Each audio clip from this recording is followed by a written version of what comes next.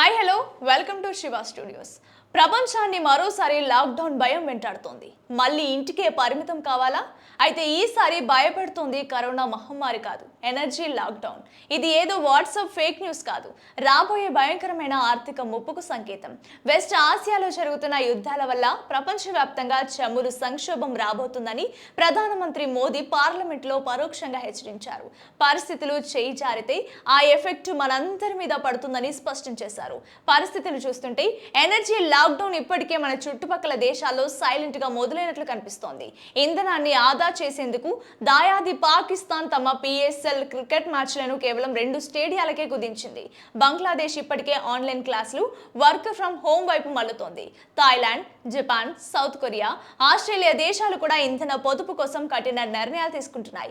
ఇక అగ్రరాజ్యం అమెరికాలో ఏకంగా 5% డొమెస్టిక్ విమాన సర్వీసులు రద్దయ్యాయి. టికెట్ ధరలు ఆకాశాన్ని అంటున్నాయి. మరి ఇండియా పరిస్థితి ఏంటి? ఇక్కడ మమ్మల్ని ఎవరు ఇంట్లోంచి బయటకు రావద్దని అడ్డుకోరు, కానీ బయటకు రాలేని పరిస్థితులు సృష్టించబడుతున్నాయి. పెట్రోల్, డీజిల్ ధరలు మండిపోవడం వల్ల సొంత వాహనాలు వాడడం కష్టమవుతోంది. క్రమంగా వీధి వ్యాపారులు, చిన్న రెస్టారెంట్ల పనివేళలు తగ్గిపోతాయి. ఇంధన కొరతను ఎదుర్కోవడానికి ఐపీఎల్ లాంటి మెగా టోర్నీల షెడ్యూల్స్ కూడా మారినా వర్క్ ఫ్రం హోం మళ్ళీ తప్పనిసరి అయినా ఆశ్చర్యపోనక్కర్లేదు. ఈ ఎనర్జీ లాక్డౌన్ అనేది మనకి కనబడని ఆర్థిక సంఖ్యలు.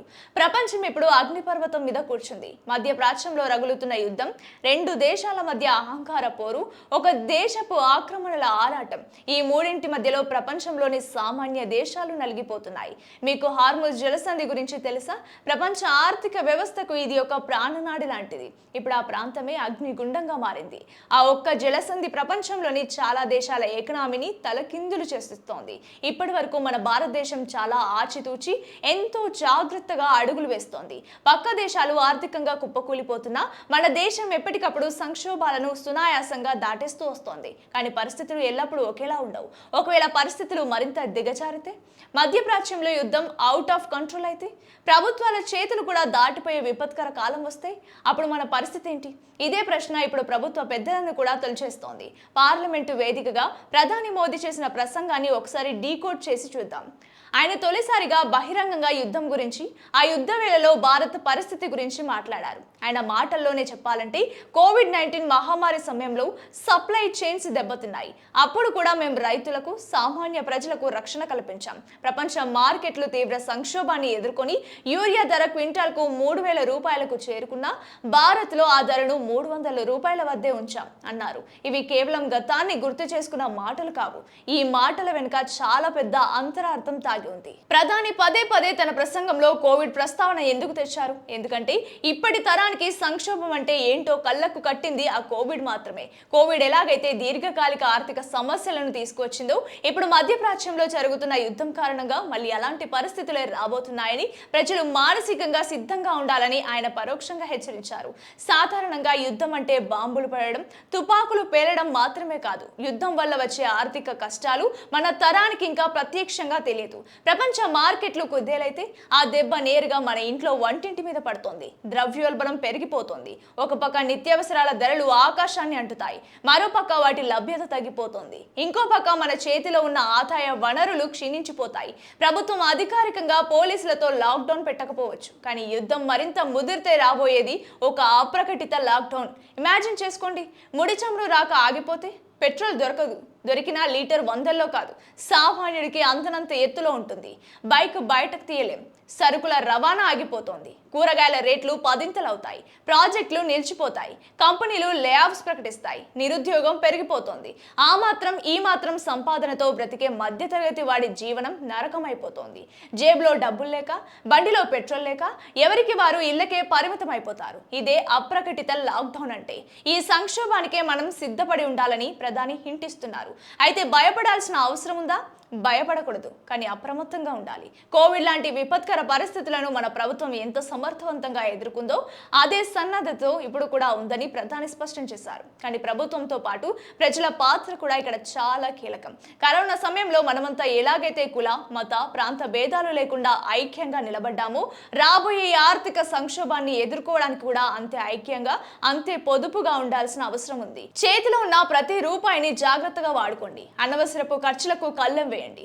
భవిష్యత్తు కోసం చిన్న చిన్న పొదుపులు ప్రారంభించండి. ఈ విషయాన్ని మిమ్మల్ని భయపెట్టడానికి చెప్పడం లేదు, రాబోయే ప్రమాదాన్ని ముందుగా పసిగట్టి మిమ్మల్ని అలర్ట్ చేయడానికి మాత్రమే చెప్తున్నాను. ప్రధాని మోదీ ప్రసంగం వెనుకున్న అసలు ఉద్దేశం కూడా ఇదే. ఇక సోషల్ మీడియాలో ఒక పెద్ద ప్రచారం జరుగుతోంది, అదే ఆయిల్ బాండ్స్. కాంగ్రెస్ చేసిన అప్పుల వల్లే ఇప్పుడు ధరలు పెరుగుతున్నాయని కొందరు వాదిస్తున్నారు. ఈ ఆయిల్ బాండ్ల సంస్కృతిని మొదలుపెట్టింది 2002లో వాజ్పేయి గారి బీజేపీ ప్రభుత్వమే. కాంగ్రెస్ దానిని 2009లోనే ఆపేసింది. బీజేపీ అధికారిక ట్విట్టర్ అకౌంట్లో పెట్టిన చార్ట్ చూస్తే మీకే అర్థమవుతోంది. ఇది కేవలం సాకులు చెప్పడానికి వాడుతున్న అస్త్రం మాత్రమేనా? అంతర్జాతీయంగా ధరలు తగ్గితే మనకు లాభం లేదా? కానీ ఇప్పుడు అంతర్జాతీయంగా ధరలు పెరిగితే మాత్రం భారం మొత్తం మనపైనే వేస్తున్నారు. దీనివల్ల లాభపడుతుంది ఎవరు? రిలయన్స్ లాంటి పెద్ద కంపెనీలా? సామాన్యులు లీటర్ పెట్రోల్కు 100 రూపాయలు దాటి చెల్లిస్తుంటే ఆ అదనపు ఆదాయం ఎక్కడికి పోతుంది? ఇది దేశం కోసం చేసే త్యాగమా, లేక సామాన్యుడి మీద చేస్తున్న దాడులా? ఇక ఈ నేపథ్యంలోనే తెలంగాణ సర్కార్ కూడా అలర్ట్ అయింది. తెలంగాణలో డీజిల్, పెట్రోల్, గ్యాస్ సిలిండర్లు, యూరియా నిల్వలపై ముఖ్యమంత్రి రేవంత్ రెడ్డి శాసనసభ కమిటీ హాల్లో అత్యవసర ఉన్నత స్థాయి సమావేశాన్ని ఏర్పాటు చేయనున్నారు. ఇరాన్ ఇజ్రాయెల్ యుద్ధం కారణంగా భవిష్యత్తులో ఇంధన దిగుమతులకు ఆటంకం కలిగితే రాష్ట్రంలో కొరత రాకుండా ఉండేందుకు ఎలాంటి చర్యలు చేపట్టాలి అనే అంశంపై ఈ సమావేశంలో ప్రధానంగా సంబంధిత అధికారులతో సీఎం రేవంత్ రెడ్డి చర్చలు జరపనున్నారు. రాష్ట్రంలోని పెట్రోల్ బంకులు, డిపోల్లో ప్రస్తుతం ఎన్ని నిల్వలున్నాయని వివరాలను అధికారుల నుంచి సీఎం రేవంత్ రెడ్డి అడిగి తెలుసుకోనున్నారు. ప్రజలకు ఇబ్బంది లేకుండా గ్యాస్ సిలిండర్లను సరఫరా చేయడంలో ఎలాంటి అంతరాయం లేకుండా చూడాలని అధికారులకు ఆదేశాలు జారీ చేయనున్నారు. మరోవైపు రైతుల భయాందోళన చెందకుండా ఉండేందుకు యూరియా సహా రాష్ట్రంలో ఇతర ఎరువుల నిల్వలపై సమీక్ష జరపనున్నారు. పెట్రోల్, డీజిల్ దొరకదని వస్తున్న వదంతులతో ప్రజలు తీవ్ర భయాందోళనకు గురై పెట్రోల్ బంకుల వద్ద కిలోమీటర్ల మేర క్యూ లైన్లో వేచి ఉండి ఫుల్ ట్యాంక్ చేయించుకుంటున్నారు.